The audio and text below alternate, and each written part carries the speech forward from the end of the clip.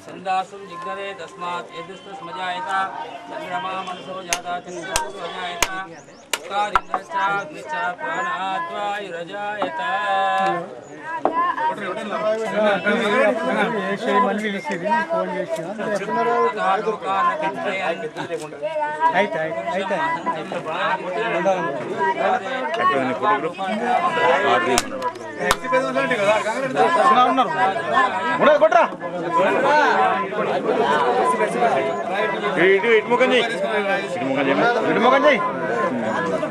కొట్రా నువ్వు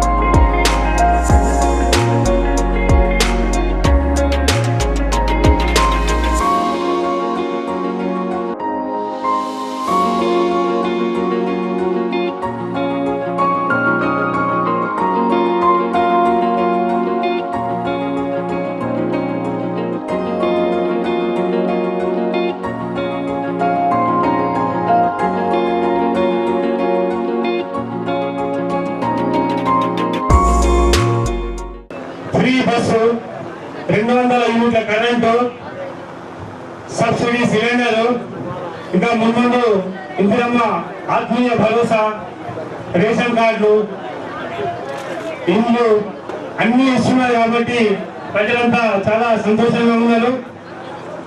అదేవిధంగా మా రైతులకు కూడా రుణమాఫీ దాదాపు 2 లక్షల రూపాయల వరకు చాలా మంది వచ్చింది.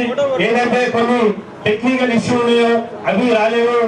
అదేవిధంగా ఇంకా 2 లక్షల పన్ను రాలేవు. కానీ మా సభాముఖంగా మన ఎమ్మెల్యే గారికి మా రైతుల తరఫు నుంచి విజ్ఞప్తి చేస్తున్నా సార్, అది కూడా మీరు సీఎం తోటి మాట్లాడి అవి కూడా ఇప్పించాలని కోరుతున్నాను. ఎందుకంటే ఇప్పుడు మన రైతులు ఎప్పుడు కాంగ్రెస్ కి సపోర్ట్ ఉంటారు, వాళ్ళ సపోర్ట్ మనకు కావాలి. అందుకోసమని రుణమాఫీ కూడా చేయాలని కోరుతున్నాం సార్.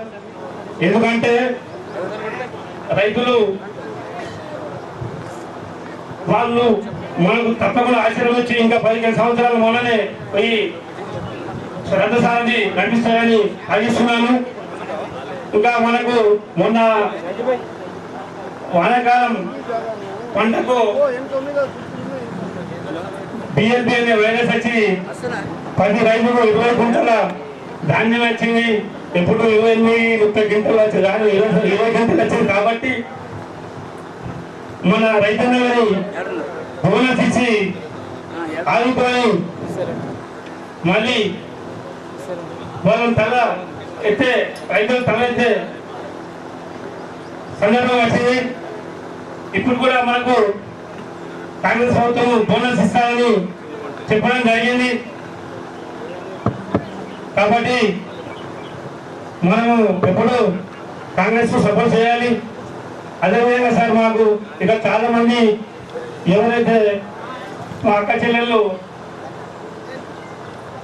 వాళ్ళ కోల్పోయారో వాళ్లకు పెన్షన్ లేవు సార్.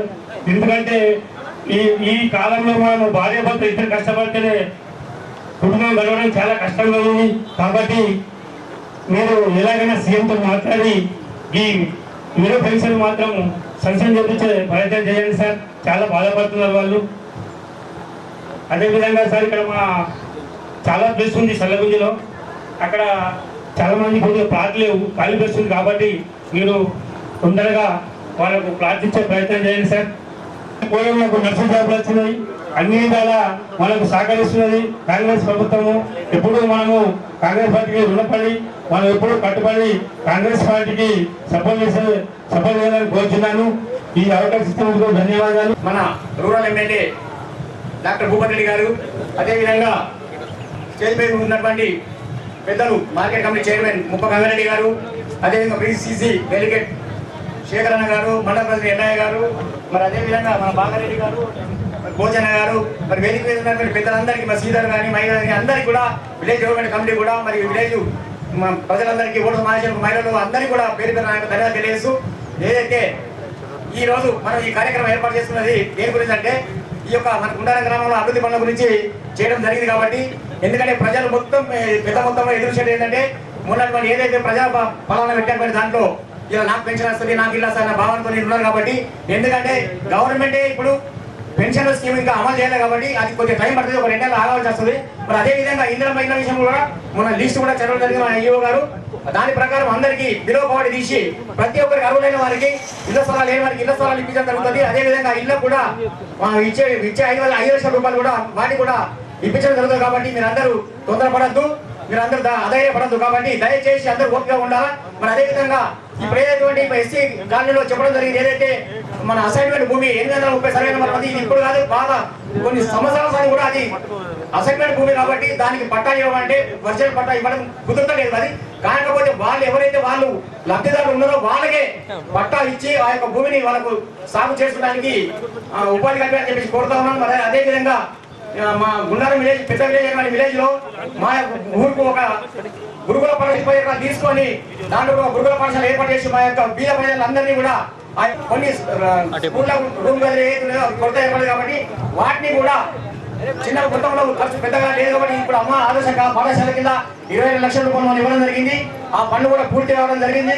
మరి అదేవిధంగా ఇప్పుడు కూడా వాళ్ళు చెప్పినటువంటి సమస్య చిన్న ఉంది కాబట్టి ఆ సమస్యను తీరుస్తారని చెప్పేసి మన ఎమ్మెల్యే గారిని కోరుకుంటూ ఈ అవకాశం ఇచ్చిన పెద్దలందరికీ ధన్యవాదాలు చేస్తూ సభకు సభాధ్యక్షుడు శ్రీధర్ గారు, మరి అదేవిధంగా ఈ కార్యక్రమానికి ముఖ్య అతిథులుగా వచ్చినటువంటి మన గౌరవనీయులు డాక్టర్ గోపాల్ రెడ్డి గారు, అదేవిధంగా మార్కెట్ చైర్మన్ గంగారెడ్డి గారు, శేఖర్ గౌడ్ గారు, రాజేందర్ గారు, శ్రీనివాస్ గారు, అదేవిధంగా వివిధ గ్రామాల సొసైటీ డైరెక్టర్లు మరియు సొసైటీ చైర్మన్లు, మరి గ్రామంలో పాల్గొనే మహిళా సోదరులు, మరి గ్రామ ప్రజలందరికీ కూడా హృదయపూర్వకంగా తెలియజేస్తా ఉన్నాం.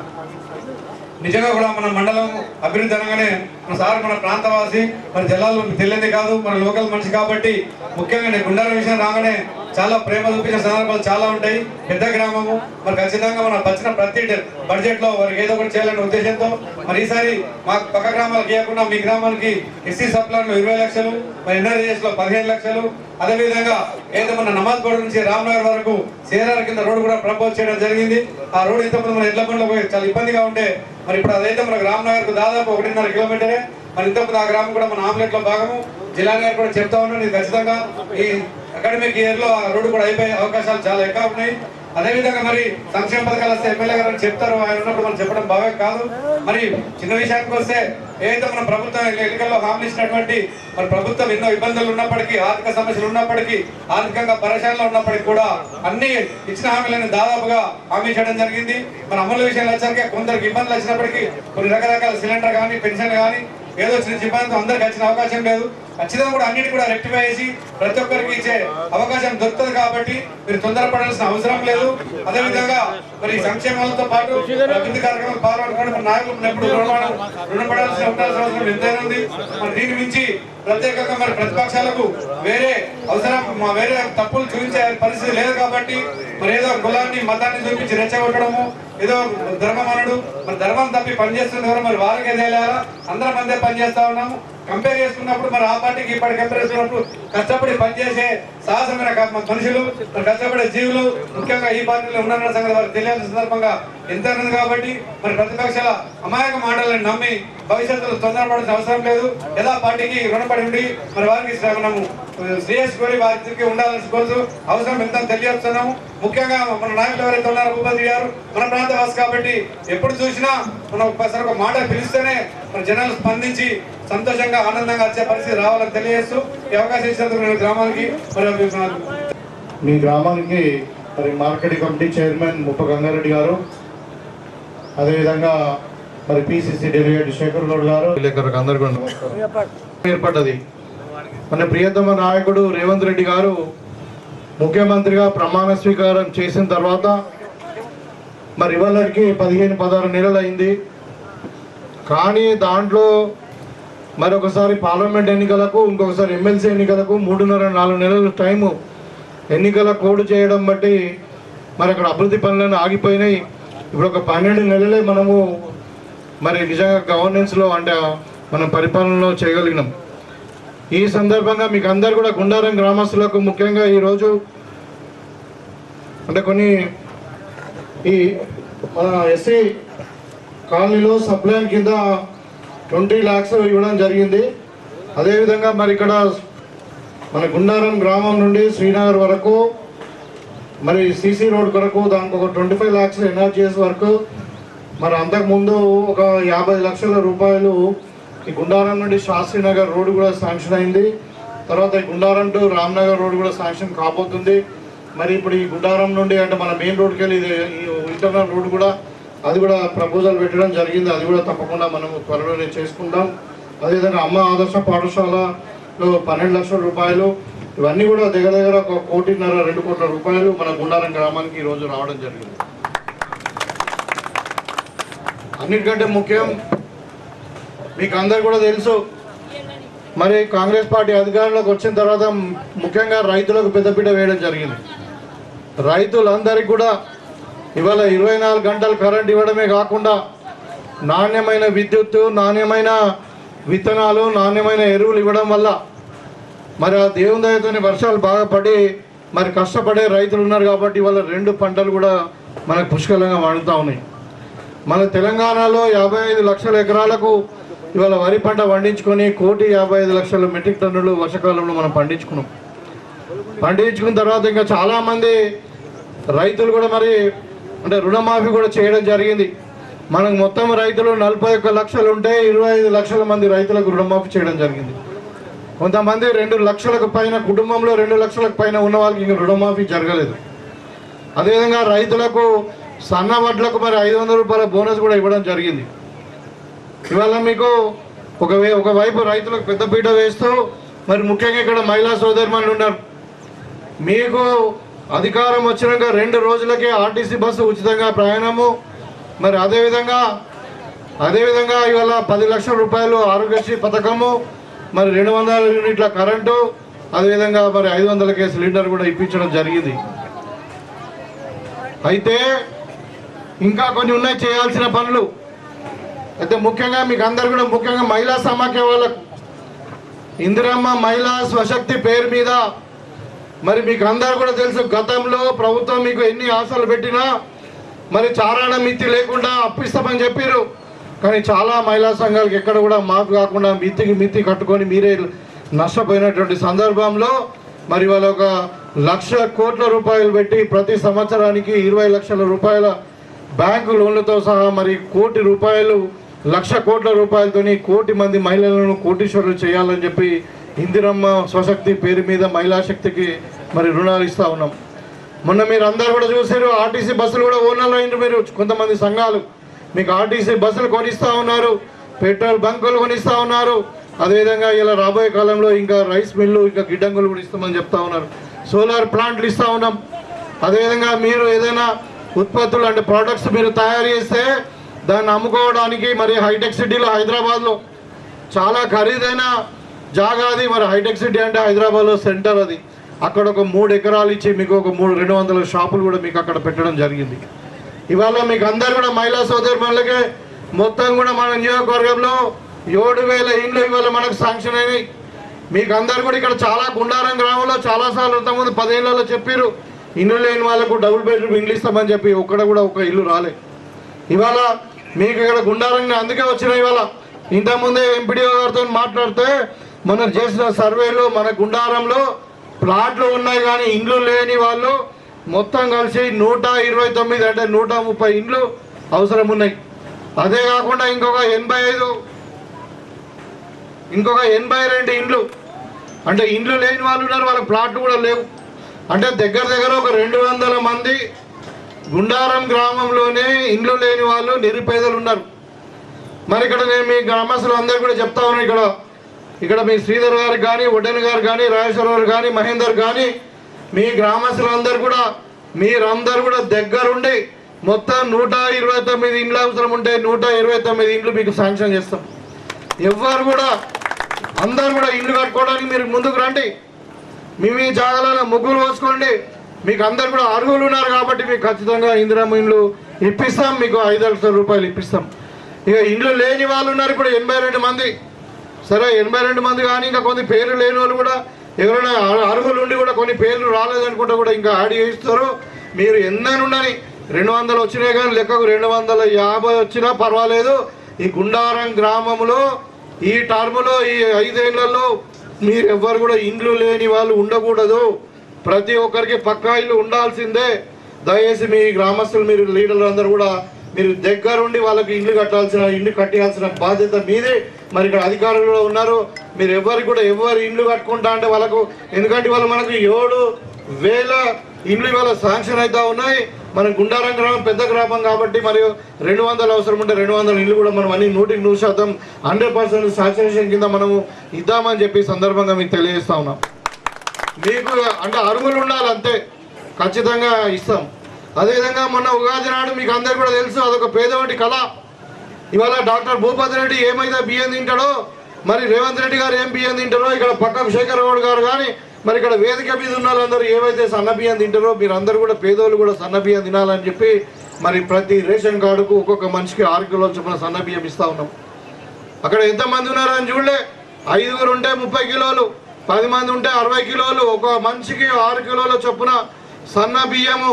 మరి పేదవాడు కూడా 3 పూటలు కడుపు నిండా తినాలి అని చెప్పి ఇవాళ మనము ఈ సన్న బియ్యం ఇస్తూ ఉన్నాం. మీకు అందరు కూడా తెలుసు, ఇవాళ సన్న బియ్యం మనకు సరిపోతలేవు అని చెప్పి రైతుకు ఇంకా ప్రోత్సాహం ఇచ్చి మీరు సన్న వడ్లనే పెట్టండి, మరి కొంచెము ఖర్చు ఎక్కువైనా పర్వాలేదు, మరి మీకు ఒక నెల రోజులు 15 రోజులు ఎక్కువ పొడిగింపు అయినా కానీ ఎక్కువ రోజులు పంట వస్తుంది, అది ఇంకో 20 రోజులు ఎక్కువ ఉంటుంది దొడ్డు దానికంటే.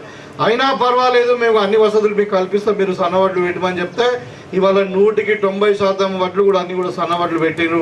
వాళ్ళకి ఈసారి యాసంగిలో కూడా మరి అందరు కూడా బోనస్ కూడా ఇస్తామని చెప్పి ప్రభుత్వం ప్రకటించింది.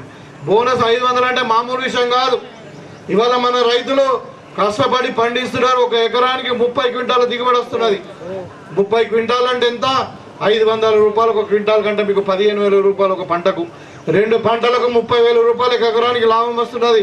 ఇటు రైతు లాభపడుతున్నాడు. ఆ సన్న బియ్యాన్ని మీకు అందరూ కూడా పేదోళ్ళకు కూడా ఇవాళ ఒక మీకే కాదు, పిల్లలు స్కూల్లో పిల్లలు చదువుకునే హాస్టల్లో ఉండే పిల్లలందరూ కూడా సన్న బియ్యం ఇస్తా ఉన్నాం. ఆ సన్న బియ్యం ఎంత? 52 రూపాయలు పెట్టుకుంటుంది ప్రభుత్వం, మీకు ఫ్రీగా ఇస్తా ఉన్నాం. అదేవిధంగా ఇవాళ ఎవరికైతే రేషన్ కార్డులు లేవో, గత 10 సంవత్సరాలు ఎవరు కూడా రేషన్ కార్డు రాలే. ఇవాళ చాలా మంది కుటుంబాలు పెళ్లిళ్ళు అయినాయి, వెళ్ళిపోయినరు, వేరే వేరే అంటే కుటుంబాలు మరి నివసిస్తూ ఉన్నారు. ఇవాళ కొన్ని మనకు దరఖాస్తులు మొన్న అడిగితే 40 లక్షల దరఖాస్తులు వచ్చినాయి. 10 ఏళ్ళు ఎక్కడ రేషన్ కార్డులు ఇవ్వలే.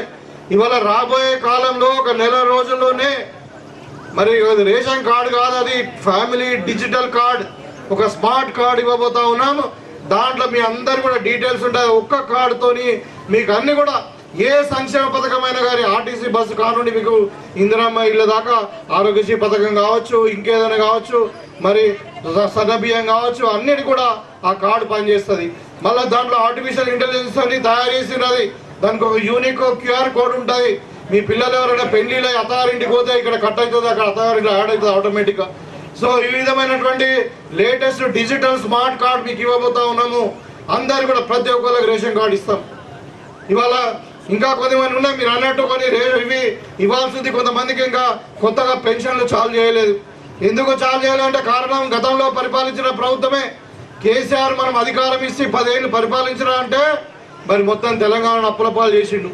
ఇవాళ మీకు అందరు కూడా తెలుసు, తెలంగాణ జనాభా 4 కోట్లు అయితే అప్పు ఎంత తెలుసా? 8 లక్షల కోట్లు ఉన్నది. అంటే ఇవాళ పుట్టిన బిడ్డకు 2 లక్షల రూపాయలు అప్పు చేసిపోయింది కేసీఆర్.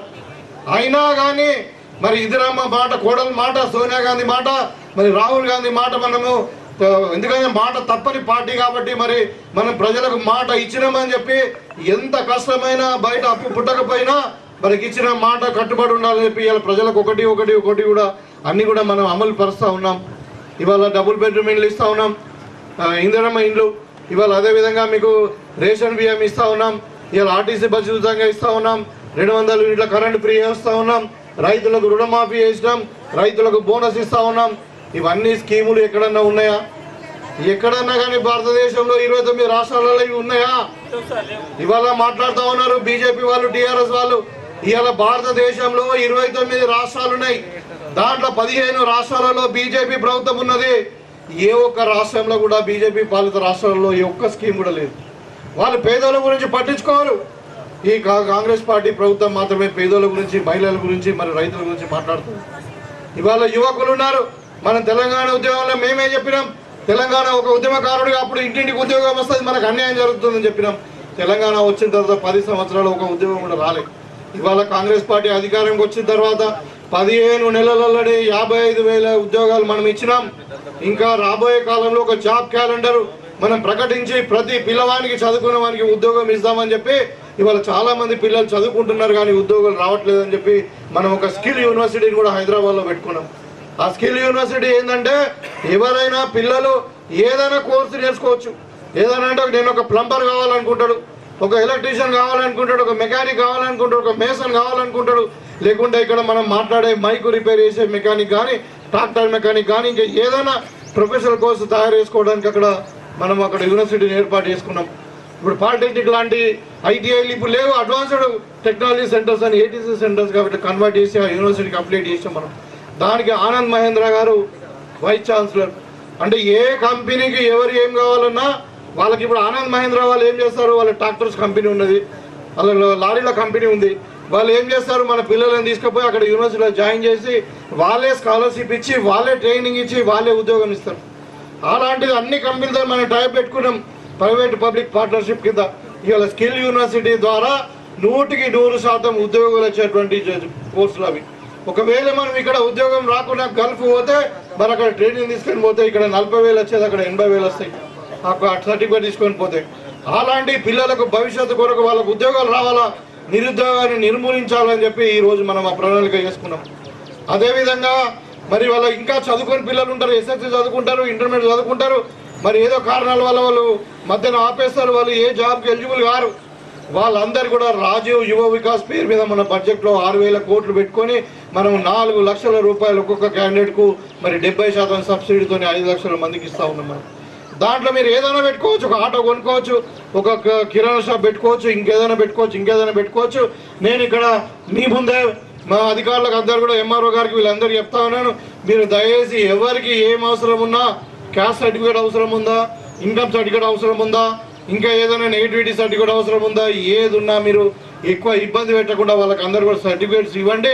మీరు తప్పకుండా మీరు అప్లై చేసుకోండి. మీ ఎలిజిబిలిటీని బట్టి, మీ ప్రొఫెషన్ బట్టి మీరు తప్పకుండా మీకు అందరు కూడా 4 లక్షల రూపాయలు మీకు ప్రభుత్వం ద్వారా అందులో 70% సబ్సిడీతో ఇప్పిస్తామని మీ సందర్భంగా తెలియజేస్తాం.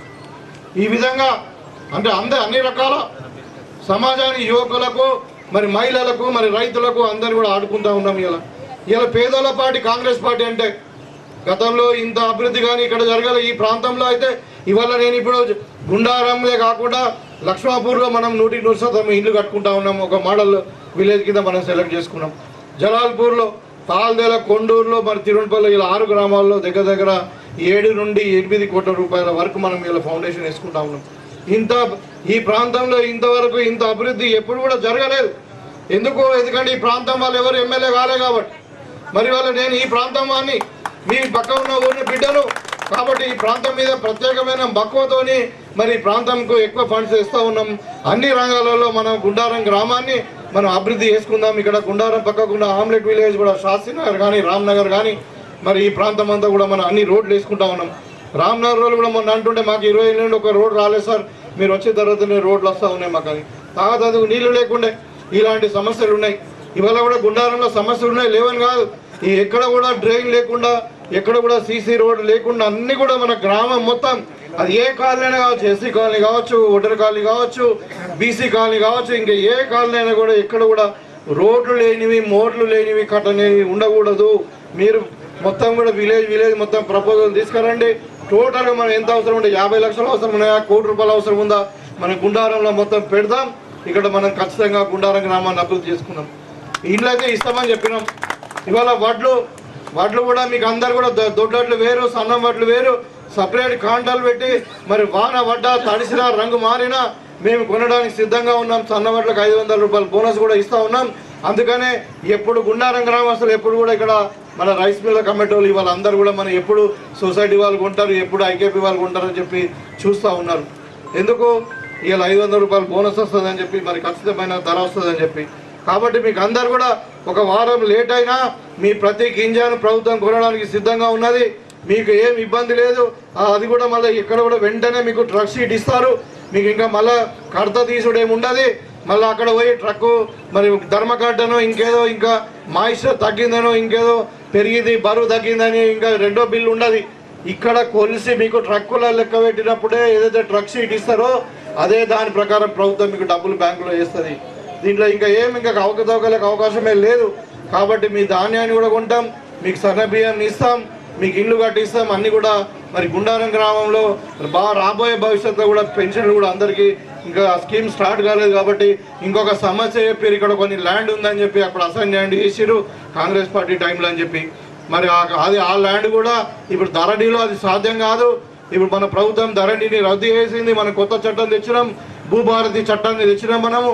అది ఇంకా అమలు రాలేదు. ఇంకా అది ఇంకా గైడ్ లైన్స్ ఫామ్ అవుతా ఉన్నాయి.